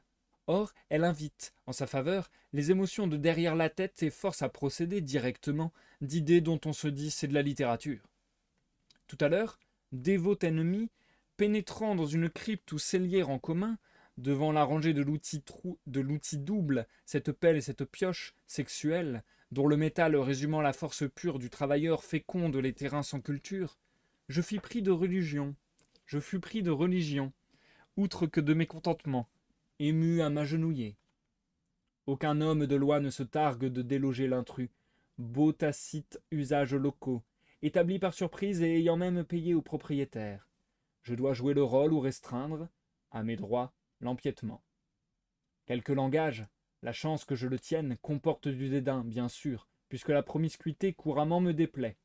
Où serais-je d'une note juste, conduite à discourir ainsi? Camarade, par exemple, Vous ne supposez pas l'état de quelqu'un épars dans un paysage celui-ci, où toute foule s'arrête en tant qu'épaisseur de forêt à l'isolement que j'ai voulu tutélaire de l'eau. Or mon cas tel est, quand on jure, aux quêtes se bat et s'estropie, la discordance produit, comme dans ce suspense lumineux, dans ce suspens lumineux de l'air, la plus intolérable si sachée, invisible des déchirures. Pas que je redoute l'inanité quant à des simples de cet aveu qui les frapperait sûrement plus qu'autres au monde et ne commanderait le même rire immédiat qu'à 11 monsieur pour voisins. Avec le sens, pochard, du merveilleux, et soumise à une rude corvée, de délicatesse quelque part supérieure, peut-être ne verrait-il, dans mon douloureux privilège, aucune démarcation strictement sociale pour leur causer ombrage, mais personnelle, s'observerait-ils un temps, bref, l'habitude plausiblement reprend le dessus, à moins qu'un ne répondît tout de suite avec égalité. Nous, le travail cessé pour un peu, éprouvons le besoin de se confondre entre soi. Qui a hurlé, moi, lui? Son coup de voix m'agrandit, et tiré de la fatigue. Aussi est-ce, déjà, boire, gratuitement, d'entendre crier un autre. Leur cœur incohérent est en effet nécessaire. Comme vite je me relâche de ma défense, avec la même sensibilité qui l'aiguisa, et j'introduis par la main l'assaillant. Ah! À l'exprès et propre usage du rêveur se clôture, au noir d'arbre, en spacieux retirement, la propriété, comme veut le vulgaire. Il faut que je l'ai manqué avec obstination durant mes jours, omettant les moyens d'acquisition, pour satisfaire quelque singulier instinct de ne rien posséder et de seulement passer, au risque d'une résidence comme maintenant ouverte à l'aventure qui n'est pas tout à fait le hasard, puisqu'il me rapproche, selon que je me fie, de prolétaire. Alternative, je prévois la saison, de sympathie et de malaise. Ou souhaiterais, pour couper court, qu'un me cherchât querelle. En attendant tes seules stratégies, s'agit de clore un jardinet, sablé, fleuri par mon art, en terrasse sur l'onde, la pièce d'habitation à la campagne. Qu'étranger ne passe le seuil, comme vers un cabaret. Les travailleurs iront à leur chantier par un chemin loué et fauché dans les moissons. Fumier, accompagné de pieds dans la grille, se profère violemment. Je comprends qui l'aménité nomme. Bien même dans sous l'eau, grand gars le visage au barreau, elle me vexe malgré moi. Elle se caste du tout. Je ne mesure individu à individu de différence en ce moment, et ne parviens à ne pas considérer le forcené, titubant et vociférant, comme un homme ou à nier le ressentiment à son endroit. Très raide, il me scruta avec animosité. Impossible de l'annuler, mentalement. De parfaire l'œuvre de la boisson, le coucher d'avance en la poussière, et qu'il ne soit pas ce colosse tout à coup grossier et méchant. Sans que je cède même par un pugilat qui illustrerait sur le gazon la lutte des classes à ces nouvelles provocations débordantes. Le mal qui le ruine, l'ivrognerie, y pourvoira à ma place, au point que, le sachant, je souffre de mon mutisme, gardé indifférent, qui me fait complice. Un énervement d'état contradictoire, oiseux, faussé, et la contagion jusqu'à moi par du trouble de quelque imbécile ébriété. Même le calme, obligatoire dans une région d'écho, comme on y trempe, je l'ai particulièrement les soirs de dimanche jusqu'au silence, appréhension quant à cette heure qui prend la transparence de la journée, avant les ombres, puis l'écoule lucide vers quelque profondeur.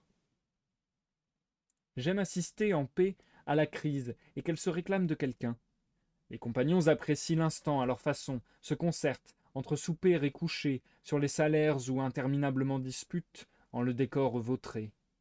M'abstraire ni quitter exclut la fenêtre regard, moi là, de l'ancienne bâtisse sur l'endroit qu'elle sait, pour faire au groupe des avances sans effet. Toujours le cas. Pas lieu de se trouver ensemble. Un contact peut, je le crains, intervenir entre des hommes. Je dis une voix que nous trimons chacun ici au profit d'autres.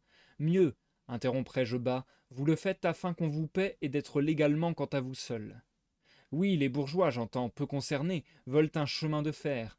Pas moi, du moins, pour sourire. Je ne vous ai pas appelé, dans cette contrée de luxe et sonore, bouleversé autant que je suis gêné. Ce colloque, fréquent, en muette restriction de mon côté, manque par enchantement. Quelle pierrerie, le ciel fluide! Toutes les bouches ordinaires tuent au ras du sol, comme y dégorgeant leur vanité de parole. J'allais conclure, peut-être moi aussi je travaille. À quoi? N'eût objecté aucun, admettant, à cause de comptable, l'occupation transférée des bras à la tête. À quoi? T, dans la conscience seul un écho, du moins qui puisse servir parmi l'échange général. Tristesse que ma production reste à ceci par essence, comme les nuages au crépuscule ou des étoiles, vaines. Véritablement aujourd'hui, qu'y a-t-il? L'escouade du labeur gît au rendez-vous mais vaincus. Ils ont trouvé, l'un après l'autre qui la forme, ici affalés en l'herbe, l'élan à peine, chancelant tous comme sous un projectile, d'arriver et tomber à cet étroit champ de bataille, quel sommeil de corps contre la motte sourde. Ainsi vais-je librement admirer et songer.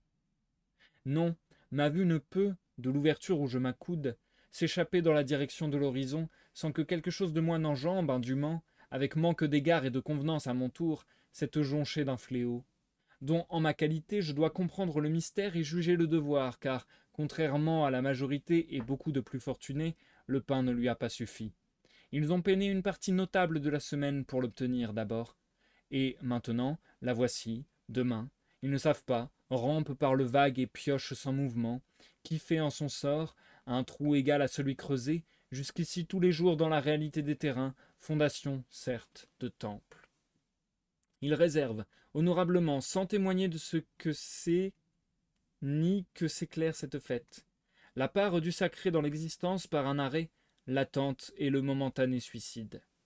La connaissance qui resplendirait, d'un orgueil inclus à l'ouvrage journalier, résister simplement et se montrer debout, alentour magnifié par une colonnade de futaies, quelque instinct la chercha dans un nombre considérable pour les déjeter ainsi, de petits vers et ils en sont, avec l'absolu d'un accomplissement rituel, moins officiant que victime, à figurer au soir l'hébétement de tâches si l'observance relève de la fatalité plus que d'un vouloir. Les constellations s'initient à briller, comme je voudrais que parmi l'obscurité qui court sur l'aveugle troupeau, aussi des points de clarté, tels pensés tout à l'heure, se fixassent, malgré ses yeux scellés ne les distinguant pas, pour le fait, pour l'exactitude, pour qu'il soit dit. Je penserai donc uniquement à eux, les importuns, qui me ferment, par leur abandon, le lointain vespéral, plus que naguère par leur tumulte. Ces artisans de tâches élémentaires, il m'est loisible, les veillants, à côté d'un fleuve limpide continu, d'y regarder le peuple, une intelligence robuste de la condition humaine leur courbe l'échine journellement pour tirer, sans l'intermédiaire du blé, le miracle de vie qui assure la présence. D'autres ont fait les défrichements passés et des aqueducs où livreront un terre-plein à telle machine.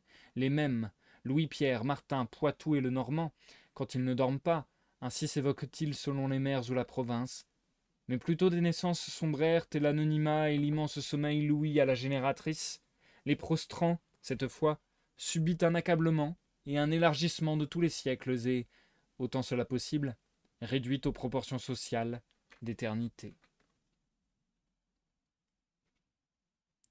Et c'est la fin des poèmes en prose, d'anecdotes ou poèmes. Ce sera donc également la fin du live de ce soir.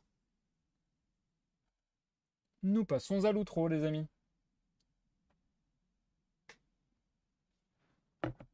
Phew. C'était compliqué, ouch. C'était très compliqué, ouch. Et du coup, bonne soirée, bonne nuit à Nelge. Merci d'être passé et merci encore pour le follow, ça fait extrêmement plaisir. Bonne écoute à toi. J'espère que tu as eu une bonne écoute si tu repasses à la rediff. Ouais, non, c'était sympathique de découvrir ces poèmes en prose. C'était quand même très très compliqué. C'était vraiment difficile d'accès, je trouve. Très obscur, encore une fois. Peut-être moins que certains de ces poèmes en vers, remarque. Euh, J'ai pas grand chose à ajouter parce qu'en fait, je fais un peu toujours le même constat sur l'œuvre de Mallarmé, je dois avouer. Si tout à l'heure, j'avais pas dit sur le côté structurel qui m'amusait assez, c'est que par exemple, vous le voyez pas parce que je vous fais la lecture à voix haute, mais même dans la forme, comment dire, même dans les petits détails de la forme, il y a des choses qui sont très intrigantes. C'est-à-dire que des fois, on a un paragraphe qui fait toute une page, qui est énorme, qui est très dense, et d'un seul coup, on a une phrase qui est séparée, et un paragraphe très dense, et une phrase. Alors ça peut arriver, mais ce qui est plus étonnant, c'est que parfois on a un saut à la ligne, et parfois on a deux sauts à la ligne. Et ça met du coup la phrase beaucoup plus en évidence, et ainsi de suite. Et ça, je crois que c'est vraiment voulu, parce que de ce que j'ai lu dans les notes, de ce livre, Mallarmé avait vraiment... Est-ce que c'était des lubies ou est-ce que c'était vraiment pour lui une volonté, je vais dire, artistique, quoi. Euh, je ne saurais le dire, mais il avait vraiment des exigences. Il voulait vraiment que certaines choses soient écrites de telle ou telle manière. Comme je vous l'avais déjà dit la fois passée, par exemple, Faune, qui était écrit avec un V au lieu du U. Euh, il y a aussi pas mal de néologismes, d'ailleurs, il me semble, dans l'œuvre de Mallarmé. J'ai l'impression qu'il y a pas mal de mots qui ont été arrangés à sa sauce, qui ont été extrapolés, je vais dire, parce que non existantes, mais voilà, qui ont été soit adjectivées, soit substantivées, bref. Donc voilà, des mots dont il a tiré d'autres mots. Euh, donc il y a des néologismes. Il y a aussi, et ça j'ai lu dans les notes du livre, que ils avaient fait exprès de reproduire spécifiquement ce qu'avait fait Mallarmé à l'époque, c'est-à-dire que il y a des moments où les points de suspension, au lieu d'être 3 points, ne sont que 2 points. La convention, on va dire, veut dire que... Enfin, la convention pour les points de suspension, c'est de mettre 3 points. Mallarmé a réclamé à ce qu'à certains endroits, il n'y en ait que 2. Et à d'autres, d'ailleurs, je crois qu'il y en a bien 3. Alors on peut se dire aussi, bon, ok, c'est des facéties, ok, ça veut rien dire, c'est un peu se prendre la tête pour rien, et ainsi de suite. Je me demande justement à quel point... en fait, c'est ça. Je me demande où est-ce qu'on met la frontière.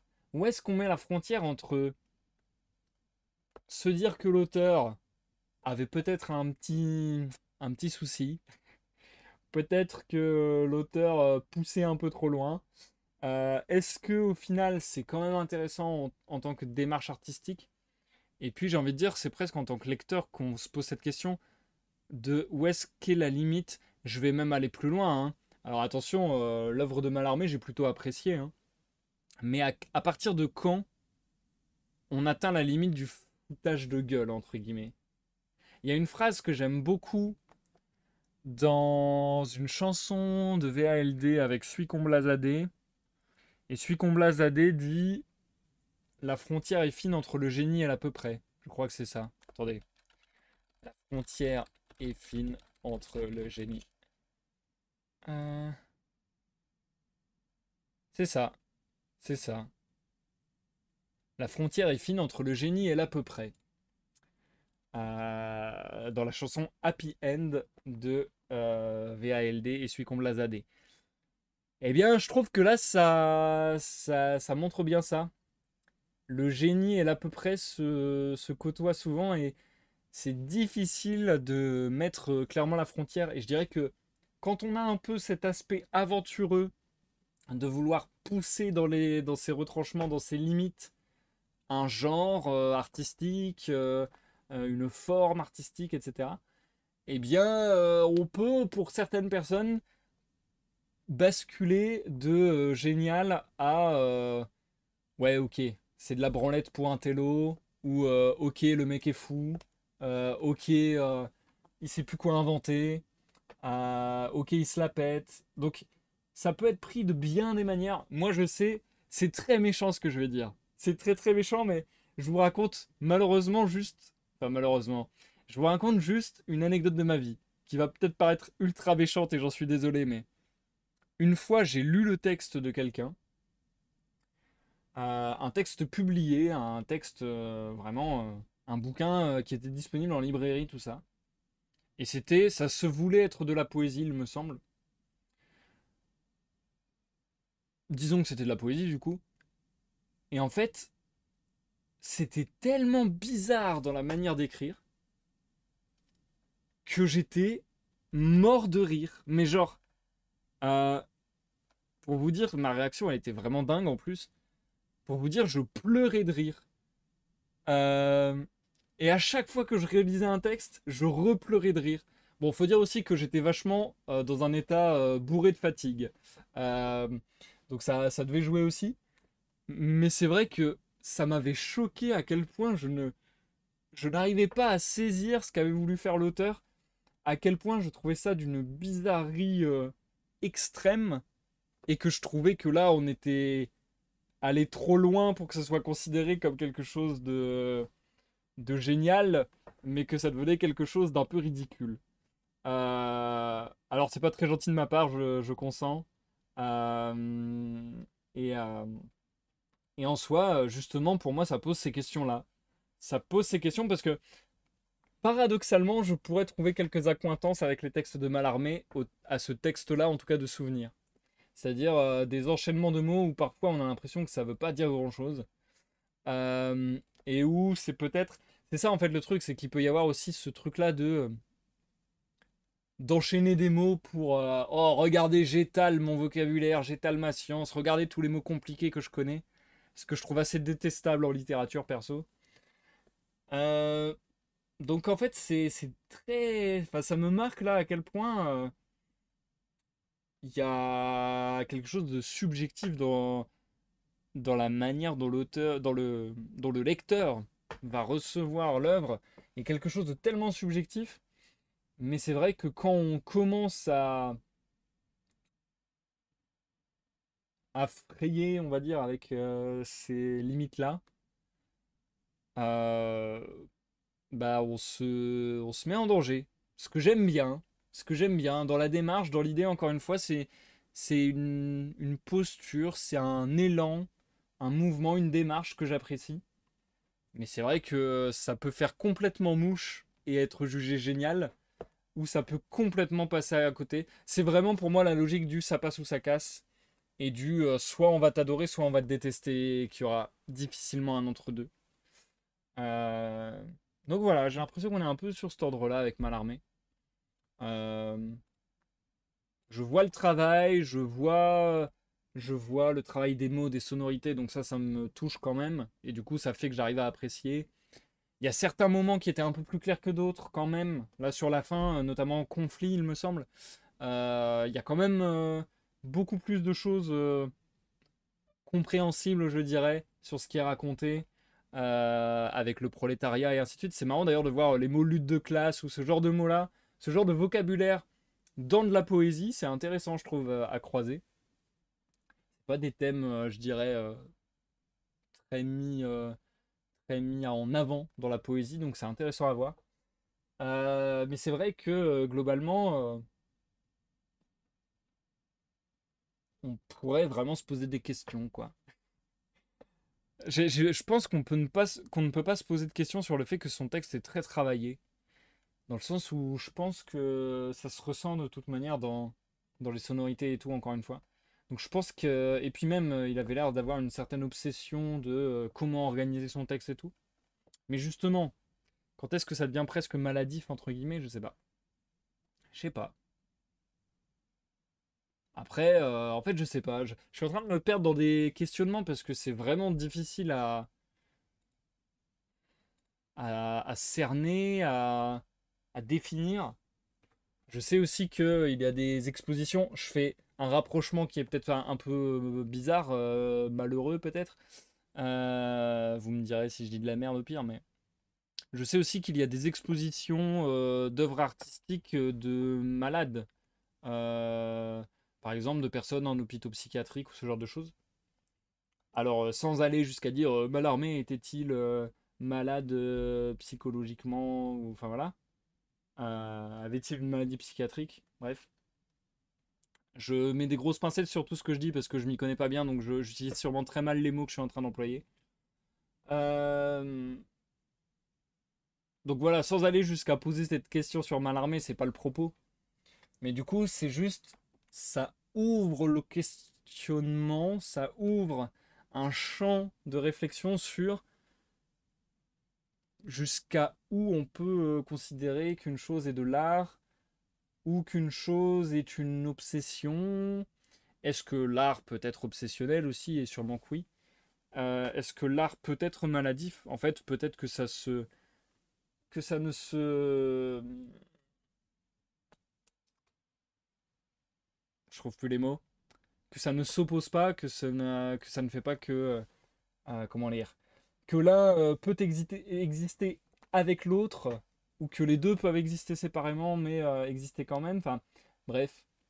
Je trouve que c'est intéressant en cela, quoi. C'est intéressant en cela que les frontières deviennent plus floues et que du coup, quelque part, ça étend les limites de la littérature. C'est ça que j'aime bien en fait. Voilà, ça résume ma pensée. Ce que j'apprécie, c'est ouvrir un peu plus grand l'imaginaire. Donc là, en travaillant la langue, ça permet d'ouvrir un peu plus grand la langue et donc l'imaginaire. Donc j'aime bien ce genre de démarche, j'aime bien ce genre d'effort que peuvent proposer des auteurs, je trouve, comme Mallarmé. Bref, j'ai beaucoup parlé. Sur ce, je vais vous souhaiter une excellente soirée, une excellente nuit. Si vous m'avez suivi sur YouTube, n'hésitez pas à laisser un like ou un dislike selon votre appréciation de la vidéo, à laisser des commentaires, à vous abonner et tutti quanti. C'était le dernier live de la semaine. Le prochain live, je ne saurais pas dire quand il aura lieu. Mardi prochain, ça va peut-être sauter, mais je ne suis pas sûr. Je vous tiendrai au courant sur mes réseaux. Soit ça sera mardi avec les contes nocturnes d'Hoffman, soit ça sera vendredi, toujours avec les contes nocturnes d'Hoffman, voire peut-être jeudi ou mercredi avec la suite du gameplay sur Orwell Keeping an Eye on You. Et puis bien sûr la suite de Mallarmé qui viendra aussi certainement en fin de semaine, je pense. Donc voilà, tout ça, enfin en fin de semaine prochaine du coup. Donc voilà, tout ça, ça sera pour la semaine prochaine puisque cette semaine, les lives, c'est terminé pour moi. Allez, sur ce, merci Anel, voilà, je sais plus prononcer, ça y est, Anelge, pardon. Merci encore Anelge pour ton follow et pour ton passage sur le stream, ça m'a fait plaisir de discuter avec toi. Et je vous dis à la prochaine. Bon samedi dimanche à tous, des bisous et bye bye.